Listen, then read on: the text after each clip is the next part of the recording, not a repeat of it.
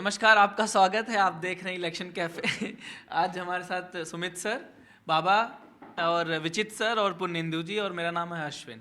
आज सभी लोगों का स्वागत है। आज टीम बड़ी है क्योंकि मुद्दा भी थोड़ा राजनीतिक हो गया है। आज राजनीतिक मुद्दा ये है कि भारत रत्न की घोषणा हुई है। 3 नए नाम जोड़े गए हैं इस साल मिला के, टोटल 5 भारत रत्न, और ये 5 रत्न यहाँ पे भी एनडीटीवी के हैं। पहले सवाल आप लोगों से, सुमित सर, ये राजनीतिक मुद्दा है या नहीं, इसको क्या बोलेंगे आप? पहला सवाल आप मुझसे पूछ लेते हो, लेकिन चलो मैं जवाब दे देता हूँ। राजनीतिक मुद्दा क्यों नहीं है? चुनाव का साल है। चुनाव के वक्त में जो काम बीते 10 सालों में नहीं हुआ, एक साथ 5 व्यक्ति को भारत रत्न देना, और 2 हफ्ते के अंदर 22-23 जनवरी को पहला दिया गया, आज हम 9 फरवरी को हैं, 2 हफ्ते मतलब ऑलमोस्ट 2.5 हफ्ते का टाइम है। और लेकिन मुझे एक चीज़ को लेकर 2 चीज़ कहना चाहूँगा। ये तो खैर एकेडमिक बात हो गई। जिन लोगों को दिया गया वो सब डिजर्विंग है। एक भी व्यक्ति ऐसा नहीं जिस पर सवाल खड़े किए जाएं। और 5 आदमी को जो चुन कर दिया गया, उन 5 ने किसी ना किसी तरीके से भारतीय पॉलिटी में, भारत के नीति निर्देशक बनाने में अपनी भूमिका निभाई। अब आप कोई किसी के लिए फेवरेबल हो सकता है, कोई किसी के अगेंस्ट में हो सकता है, वो अलग बात है, क्योंकि सब राजनीतिक चेहरे हैं। लेकिन एक चीज़ जो इम्पोर्टेंट है, जो मुझे लगता है कि उसको अंडरलाइन करना चाहिए, कि कांग्रेस के लिए एक बहुत बड़ा मैसेज है। हम लोग रोज इस पे चर्चा करते हैं कि उनके विरोध में जो है, आज की तारीख में प्रधानमंत्री ने गांधी परिवार को अपने सामने खड़ा कर लिया है। आज भी जो दिए गए, जिस तरीके से चरण सिंह साहब को दिया गया, वो हमेशा इंदिरा गांधी का विरोध करते रहे। उन्होंने पीवी नरसिम्हा राव को दिया। नरसिम्हा राव को कांग्रेस पार्टी ने बिल्कुल अलग थलग रख के छोड़ दिया है, जैसे मानते तक नहीं है। मेरे ख्याल से उनके परिवार के लोग तो भाजपा में चले भी गए हैं, उनके पोते होते जो हैं। तो मतलब स्थितियाँ ऐसी हैं कि कांग्रेस पार्टी ने अपने नेताओं को ही नहीं, कर्पूरी ठाकुर को कभी नहीं कांग्रेस पार्टी ने अपना माना। समाजवादी नेता रहे, इतने बड़े, इतने सादा जीवन, उच्च विचार वाले व्यक्ति। तो कहीं ना कहीं गांधी परिवार के ऊपर ये कमेंट ज़्यादा है, और इंडिया जो ब्लॉक बना हुआ है विपक्ष का, उसको तोड़ने की दिशा में एक बहुत बड़ा और बहुत ही कारगर कदम है। लेकिन मुझे इस बात को लेकर भी आपत्ति है कि जब बीजेपी इतने सारे भारत रत्न तो बांट रही है आखिरी वक्त में, तो क्या जो बात बाबा कहते हैं हर शो में, बाबा का शब्द मैं चुरा रहा हूँ बाबा के सामने, कि कॉन्फिडेंट नहीं है क्या? सर, इसी में एक जोड़ दीजिए कि नीतीश जब आने वाले थे तो कर्पूरी ठाकुर को दिया गया। अब जब जयंत आने वाले हैं तो चौधरी चरण सिंह। जयंत आ गए, मतलब आ ही गए हैं, आज अनाउंसमेंट होना बाकी है। और कर्पूरी ठाकुर ने जब आरक्षण दिया था ना, एनेक्सर 1 एनेक्शन 2, तो जनसंघ थी उस वक्त, जनसंघ ने बहुत विरोध किया था, बहुत विरोध किया था। ये भी करना अच्छा, कोई नई बात। उसके बावजूद भी जो अपनी वैचारिक तौर पर जिनसे विरोध रहा उनको दिया, ये इसको ऐसे भी देखा जा सकता है। अच्छा, अब थोड़ा इसके बैकग्राउंड में जाते हैं। ऐसा नहीं है कि पहली बार है, पहली बार 5 लोगों को दिया गया है, लेकिन इसके पहले वाजपेयी जी एक साथ 4 लोगों को दे चुके हैं। अच्छा। 1999 में अमर्त्य सेन को दिया था, गोपीनाथ बारदलोई को दिया था, पंडित रविशंकर को दिया था, और जयप्रकाश नारायण को दिया था। समझ गए? अच्छा, और नरसिम्हा राव पर भी इतना चौंकने की जरूरत नहीं है, क्योंकि जो है प्रणब दा को 2019 में दिया है, इसी सरकार ने दिया है। तो नरसिम्हा राव को देना तो निश्चित रूप से कांग्रेस को चिढ़ाने का, लेकिन इसका मतलब क्या है? चौधरी चरण सिंह को देने का मतलब साफ है कि आप आरएलडी की बहुत पुरानी मांग रही है, और आरएलडी जो है ना, बड़े चौधरी से लेकर के, मतलब बड़े चौधरी हमारे लिए तो अजीत सिंह है, हालांकि बड़े चौधरी जो है नहीं, वो चौधरी चरण सिंह होना चाहिए। लेकिन प्रधानमंत्री रहे, हालांकि उन्होंने कॉन्फिडेंस वोट फेस नहीं किया, बहुत बड़े नेता रहे, उनको देना था। लेकिन ये बार्गेन जो है वो हमेशा से आरएलडी करती रही है। इसी चक्कर में लखनऊ एयरपोर्ट का नाम भी चौधरी चरण सिंह एयरपोर्ट उन्होंने रखवा लिया था, बाद में सपोर्ट नहीं किया था। तो उनकी बहुत पुरानी मांग मानी गई है। उसके बाद जो आपने सुना, जयंत ने कहा कि अब तो देना ही पड़ेगा, अब किस मुंह से नहीं देंगे, ठीक है, नंबर 1 हो गया। जो नरसिम्हा राव, मैंने कुछ सोचा पहले, मुझे एक लगा कि शायद आंध्रा के चुनाव के लिए तो नहीं दिया है, लेकिन नहीं, लेकिन वो तेलंगाना के यूनाइटेड आंध्रा के मुख्यमंत्री रहे, और उनके जो पोते जो नाम लिया सुमित ने, एनवी सुभाष जो है बीजेपी के एक्सपोर्ट्स पर्सन है, जो नरसिम्हा राव के पोते हैं। मुझे ये भी कहा गया संसद में कि देखिए एक और मिल सकता है। मैंने बोला कौन सा नाम है? वो बोले एनटीआर रामाराव को, यदि आंध्रा के लिए आपको पिच करना है तो एनटीआर को आपको देना चाहिए, ये कहा गया। जब मैंने एक साउथ के एमपी से पूछा कि भाई साहब नरसिम्हा राव से क्या कुछ आंध्रा इलेक्शन पे फर्क पड़ेगा? बोला उतना नहीं पड़ेगा, वो तो तेलंगाना वो कट के अलग हो गया। हालांकि यूनाइटेड आंध्रा के अनुसार देखें तो बोला कि यदि किसी को देना चाहिए, यदि आपको आंध्रा के लिए पिच करना है, तो वो एनटीआर का है। आपको राजनीतिक कितना लगता है इसमें, क्योंकि पूरा पॉलिटिकली ही है, चौधरी चरण से लेकर पीवी नरसिम्हा राव तक। चौधरी हाँ जी। चौधरी चरण सिंह को भारत रत्न मिला, नरसिम्हा राव को मिला, पीवी और स्वामीनाथन को। कांग्रेस ने जिन दो पूर्व प्रधानमंत्री, माफ कीजिएगा, बीजेपी ने या केंद्र सरकार ने, बीजेपी की सरकार ने जिन दो पूर्व प्रधानमंत्रियों को भारत रत्न दिया, वो दोनों पूर्व प्रधानमंत्री या तो कांग्रेस के थे या कांग्रेस के समर्थन से थे। तो राजनीति तो होगी ही, और ये राजनीति जैसा सुमित जी ने कहा वो सबसे महत्वपूर्ण है कि धोखे में मिला या धक्के से मिला, चाहे वो चुनाव के प्रभाव से मिला या फिर अचानक एक दिव्य दर्शन हुआ कि नहीं ये लोग डिजर्व करते हैं, लेकिन मिला।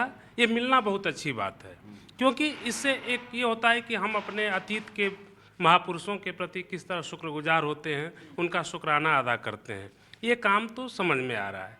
दूसरी बात कि ये चीज़ें, इसमें मैं एक दूसरा फलक देखता हूँ।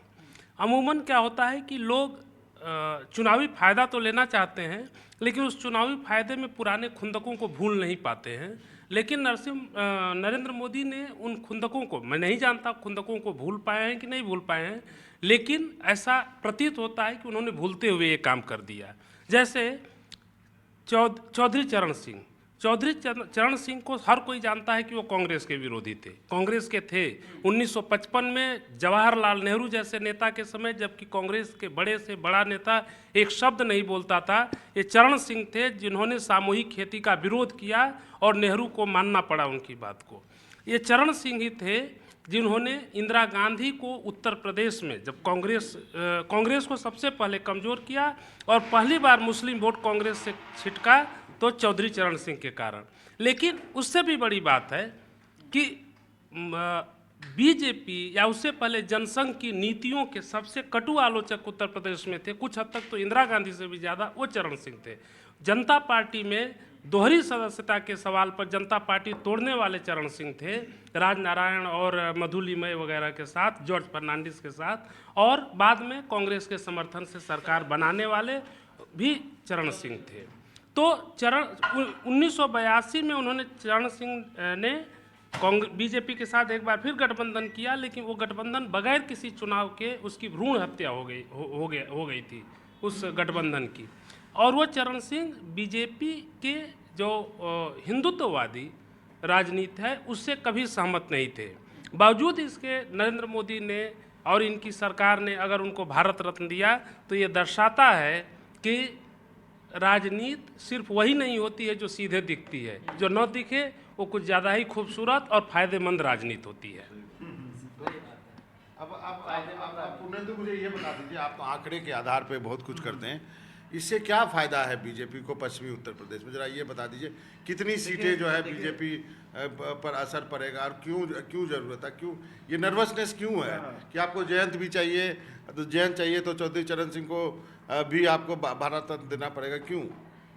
देखिए बाबा, सिर्फ ये वेस्ट यूपी तक सीमित करना मुझे लगता है ठीक नहीं होगा, क्योंकि चौधरी चरण सिंह सिर्फ वेस्ट यूपी नहीं, पूरी जाट कम्युनिटी या पूरे किसान कम्युनिटी के सबसे बड़े आइकन माने जाते हैं, पॉलिटिकल आइकन कम से कम मान सकते हैं। और अगर हम सिर्फ चुनावी लहजे से देखें तो यूपी की ऐसी 14 सीटें हैं जहां जाट मतदाता बहुत ज़्यादा प्रभावित करते हैं।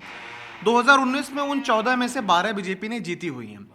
कुल मिलाकर के 40 सीटें हैं यूपी, हरियाणा, राजस्थान और दिल्ली की। हरियाणा की तो सारी की सारी सीटें उनके पास है। दिल्ली की एक जो आउटर वाली जो सीट है, जो प्रवेश साथ, मतलब जो एक ज़्यादा मेजॉरिटी है जाटों की, तो 40 में 37 सीटें अभी बीजेपी के पास है।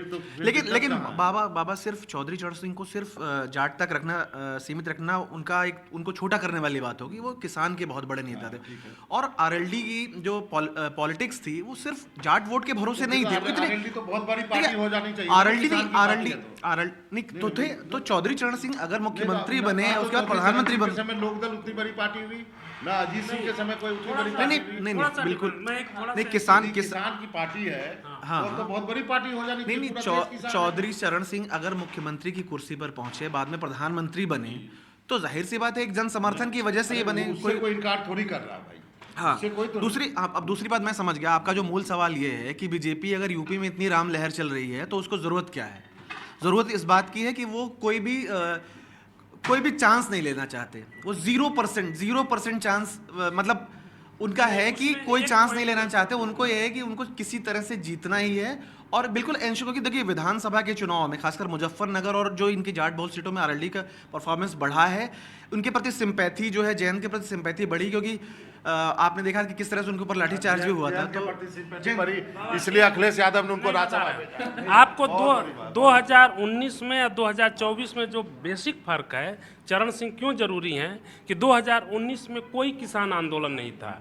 24 के चुनाव में 2020 और 21 में हुए किसान आंदोलन ने बीजेपी की छवि को, बीजेपी के वोट के लिहाज से जो डेंट पहुंचाई है, उसको पॉलिश करने का चरण सिंह एक माध्यम हो सकते हैं, और इसीलिए ये उनके लिए एक जरूरी कदम हो सकता था, ऐसा लगता है। जी, मेरा सिर्फ इतना सा कहना है बाबा कि ये सिर्फ 543 सीटों की बात नहीं है, ये सिर्फ 273-72 सीटों की बात नहीं है, ये बात भविष्य की राजनीति की भी हो रही है। बीजेपी एक बहुत लंबी लकीर खींचना चाहती है, और जितना मैंने 10 सालों में नरेंद्र मोदी को एज ए प्राइम मिनिस्टर काम करते देखा है, वो अपनी शर्तों पे अपनी राजनीति करते हैं। वो किसी और की बातों में सुनकर, किसी बातों के इन्फ्लुएंस होकर अपनी बात नहीं करते हैं। उनको किसान का वो लाना था कानून, तो लेकर आए और लड़े रहे, अड़े रहे। अंत में 1-1.5 साल के बाद उनको एहसास हुआ, तब वापस लिया। ये अलग बात है, तपस्या में कमी रह गई मानते हुए वापस लिया, अपने ऊपर ही चीज़ें ली। इसी तरीके से अगर वो आज की तारीख में चरण सिंह जैसे विरोधी को दे रहे हैं, नरसिम्हा राव को दे रहे हैं, कर्पूरी ठाकुर को दे रहे हैं, ये तमाम लोग ऐसे रहे जो बीजेपी की मूल विचारधारा, जो कट्टर हिंदुत्ववादी विचारधारा है, उसके विरोधी रहे, उसके बावजूद भी दिया।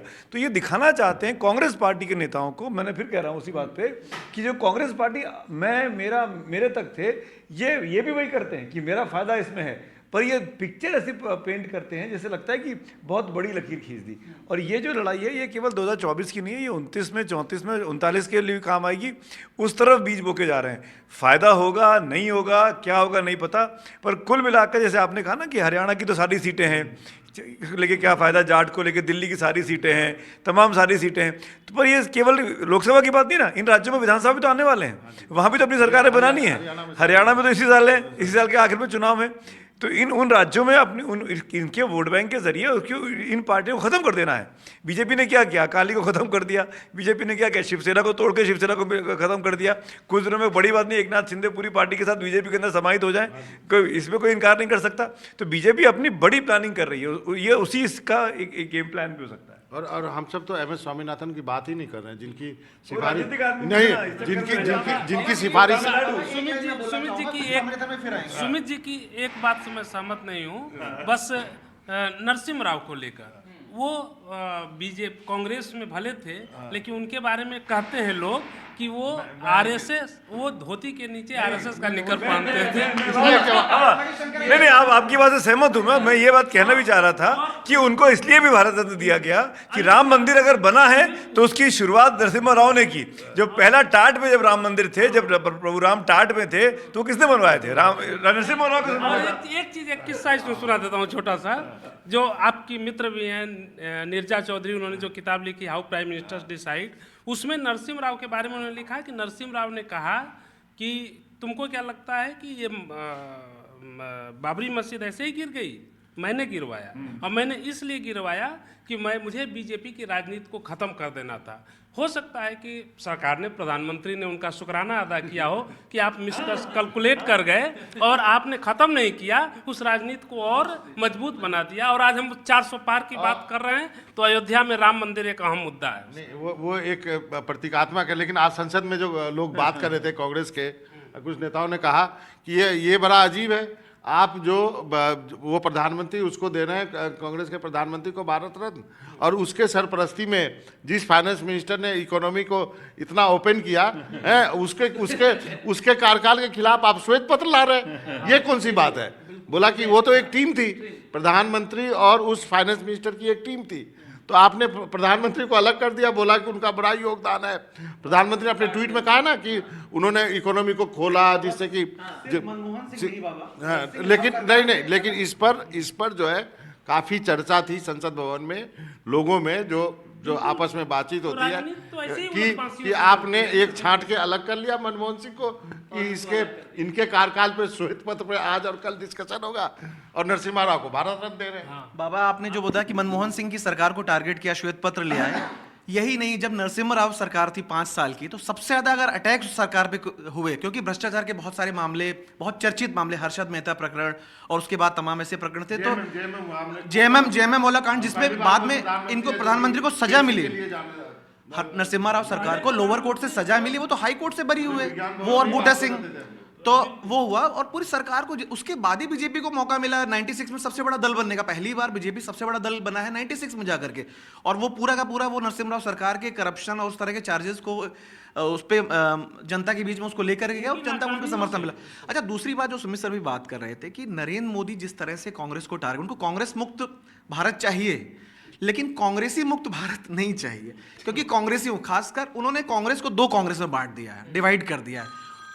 वो है कि एक गांधी परिवार वाली कांग्रेस है और एक नॉन गांधी। तो जो लोकप्रिय नेता हैं उन्होंने उसको अपनी तरफ खींचने की कोशिश की। सरदार पटेल वही कांग्रेस के नेता थे, गृह मंत्री देश के पहले थे, उन्होंने उनको आइकॉन बना दिया। प्रणब मुखर्जी को, जो कांग्रेस के इतने बड़े नेता थे, उनको भारत रत्न दिया, अब जाके नरसिम्हा राव को भारत रत्न दिया है। तो कांग्रेसियों क्या होता है, नहीं को भारत रत्न मिला, नहीं, आपको एक नाम भी याद नहीं बाबा, एक मैसेजिंग कुछ नाम नहीं याद नहीं दिलाओ आपको। मैसेजिंग ये है कि कांग्रेस के लोगों को, जो खासकर जो नॉन गॉड, क्योंकि आप देखिए कांग्रेस को सबसे ज्यादा टारगेट वो किसको करते हैं, नेहरू को, इंदिरा गांधी को या राजीव गांधी को, तो गांधी परिवार पर अटैक वो ज्यादा है। और बीजेपी के तमाम लोग आप देखेंगे जो नॉन गांधी फैमिली, जो अदर कांग्रेसी हैं, उनको उस ढंग से टारगेट नहीं करते, तो वो फर्क साफ दिखता है। और उसका भी फायदा आप देखिए भाई, सोनिया गांधी ने आज इस फैसले का स्वागत किया, स्वागत किया। जो तीनों को भारत रत्न दिया। सोनिया गांधी ने बाकायदा, पत्रकारों ने पूछा तो उन्होंने कहा आई वेलकम, बाकायदा कहा है सोनिया गांधी ने। एक चीज़ और मैं बोलना चाह रहा था इस भारत रत्न के ऊपर, हम उसी पे चर्चा कर रहे हैं अश्विनी। आज मैं कुछ देर पहले बातचीत कर रहा था एक इंटरव्यू के दिए प्रकाश अम्बेडकर साहब से, जो दादा साहब के पोते हैं, और वो महाराष्ट्र में अघाड़ी के साथ मिलकर टाई अप करना चाह रहे हैं, सीट टू सीट शेयरिंग पर बातचीत हो रही है। उनका ये तर्क है, मैं उनके शब्दों को बाकायदा कोट कर रहा हूँ। मैंने पूछा भारत रत्न 3 लोगों को दे दिया, क्या कहना चाहेंगे? तो ये बीजेपी की, आप मतलब आपने घबराहट शब्द सुना है, आपने बौखलाहट शब्द सुना है, तो ये बीजेपी की घबराहट है, ये बीजेपी की बौखलाहट है। बीजेपी के हाथ से हर चीज़ छूट रही है, तो बीजेपी हर चीज़ को समेटने के लिए ये माइंड गेम खेल रही है। इस माइंड गेम का जवाब हम लोग नहीं दे पा रहे हैं। मतलब इस माइंड गेम का जवाब देने के लिए कांग्रेस के पास जो तैयारी होनी चाहिए, क्योंकि कांग्रेस सबसे बड़ी पार्टी है, वो नहीं खेल पा रही है। ये बहुत इंपॉर्टेंट चीज़ है। उन्होंने कहा कि बीजेपी कॉन्फिडेंट नहीं है। 370 का, मैंने पूछा कि 370 का टारगेट है, तो बोले कि उनका कहना था कि ये सिर्फ एक ही शर्त पे हो सकता है कि ईवीएम पे कंट्रोल है अपना। मतलब अगर ईवीएम अपनी है तो हम 370 के, हम 543 लेके आ जाएंगे। और एक और इम्पॉर्टेंट चीज़ उन्होंने कही इस पूरे में, मैंने कहा कि राम मंदिर से देश में माहौल चेंज हुआ है, राम मंदिर पे आप क्या कहना चाहेंगे?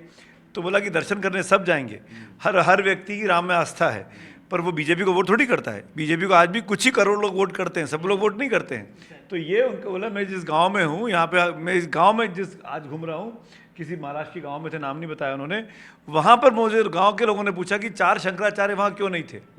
मतलब ये जो चीज़ है 4 शंकराचार्य को लेकर अयोध्या से इतनी दूर यहाँ पर फैली हुई है, इस पर हम लोग क्यों नहीं इसको इनकैश कर पा रहे हैं, ये हमारी कमी है। ये सब चीज़ें ये प्रकाश अम्बेडकर के मुंह से निकल कर आई, क्योंकि वो राजनीतिक आदमी है और बीजेपी का धुर विरोधी है, इसलिए ऐसी बात है। एक चीज मैं ये कहना चाहता हूँ कि ये विशुद्ध राजनीतिक है, भले ही इसको खुले शब्दों में कहें या ना कहें। एक पंच कर दूं, ये इंटरव्यू बहुत जल्दी अपलोड होने वाला है प्रकाश अम्बेडकर के साथ, एनडीटीवी इंडिया पर देखिएगा। तो विशुद्ध राजनीतिक कदम तो है ही है, क्योंकि अभी रिसेंटली सर बाबा 2-3 दिन पहले एक सर्वे आए हैं जहां मोदी जी खुद वादा करते हैं कि बीजेपी 370 जाएगी, वो पूरे एनडीए की 324 सीटें आती हुई दिख रही हैं। तो ये बौखलाहट ही है। और ये भी कहा जाता है कि बीजेपी कोई मौका देना नहीं चाहती, चाहे कुछ भी हो। वो अकाली से भी करेगी गठबंधन, टीडीपी से भी गठबंधन करेगी, नीतीश को जोड़ ही लिया है, आरजेडी को जोड़ लिया है, अब काशी राम की बात हो रही है। तो धीरे धीरे एनटीआर और काशी राम। ये विचित्र सर, आपको क्या लगता है कि ये जो 370 का गेम है, उसी को पकड़ने की पूरी राजनीति की कवायद है? ये किसकी इज्जत करते हैं, किसकी इज्जत करते हैं, वो भाषणों में दिख जाता है किसकी इज्जत करते हैं। ये देखिए, इज्जत देने के लिए भारत रत्न देने की कोई ज़रूरत नहीं होती है। वो भारत रत्न आप बगैर दिए भी इज्जत मिल सकती है। जैसे जब जेपी को भारत रत्न मिला 1998 में, तो वाजपेयी जी ने दिया, तो सब बहुतों को ये लगा था कि अब उनको कोई ज़रूरत नहीं थी, क्योंकि जिस व्यक्ति ने प्रधानमंत्री बनने से मना कर, जो चाहता तो बन सकता था, जो भारत का उप प्रधानमंत्री मात्र 48 साल की उम्र में बनने का ऑफर आया, और उस आदमी ने ठुकरा दिया। तो वो आदमी इन सब चीज़ों से ऊपर था। 1991 में जब सरदार पटेल को भारत रत्न मिला, तब भी कई लोगों को लगा कि अब ये इसकी कोई ज़रूरत नहीं थी। महात्मा गांधी को नोबेल पुरस्कार नहीं मिला सबसे ज़्यादा नामित होने के बावजूद, तो इससे कोई ये नहीं कहता है कि नहीं नोबेल पुरस्कार मिल जाता तो गांधी 4 बित्ता और महान हो जाते। हर वो महान है, नोबेल पुरस्कार उससे महान हो जाता कि गांधी को मिला था। तो ये बात है।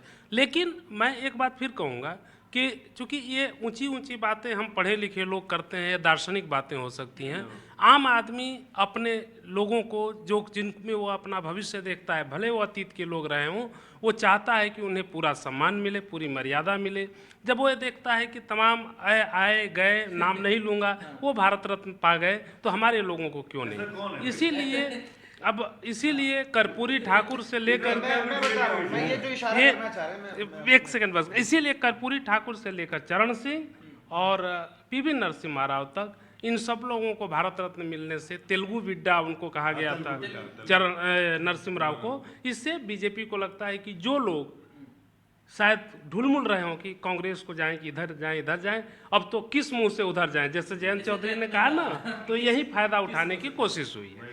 नहीं, मुझे लगता है विचित्र जी का इशारा ये था कि कांग्रेस ने जब 2014 में सचिन तेंदुलकर को भारत रत्न दिया, इसकी बहुत आलोचना हुई, क्योंकि लोगों का कहना था अगर आपको खेल के क्षेत्र में देना था तो पहले ध्यानचंद को देना चाहिए था।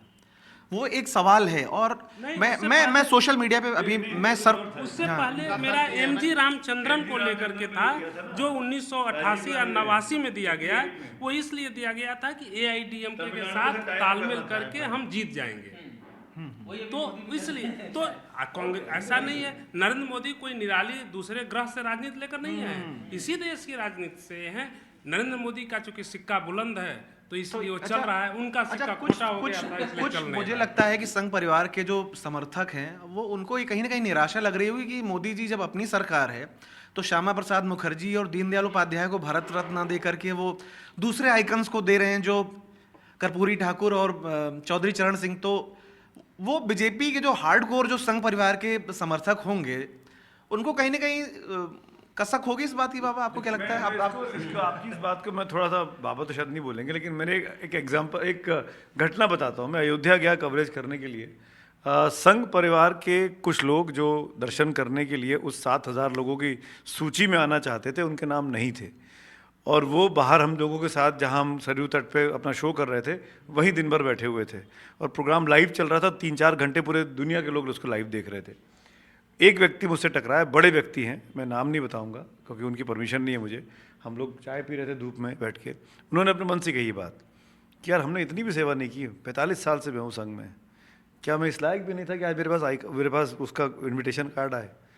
मतलब उन्होंने 4 नाम लिए जो मैं नहीं लूँगा फिर, कि इनके पास क्यों आया, इनका क्या कंट्रीब्यूशन है, इन्होंने कौन सा ऐसा काम कर दिया राम मंदिर के लिए या संघ के लिए कि ये आज वहाँ बैठे हुए हैं और हम यहाँ बाहर बैठे हुए हैं।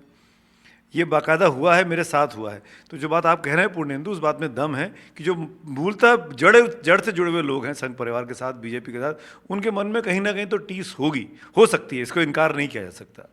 बस इसी नोट पे ख़त्म करते हैं कि भाजपा के जो जनसंघ नेता हैं श्यामा प्रसाद मुखर्जी से लेकर, उनको भी नहीं मिला है। शायद उनके मन में भी टीस होगी अब ऊपर जाके कि मिलना चाहिए। अडवाणी जी को दे दिया, लेकिन जो उनके जो वैचारिक रूप से जिनको माना जाता है, उन दोनों नेताओं को नहीं दिया गया है। तो आज की चर्चा में बस इतना ही। उम्मीद है आपको ये चर्चा पसंद आई हो। कल मिलते हैं किसी और विषय के साथ, तब तक के लिए बहुत बहुत धन्यवाद।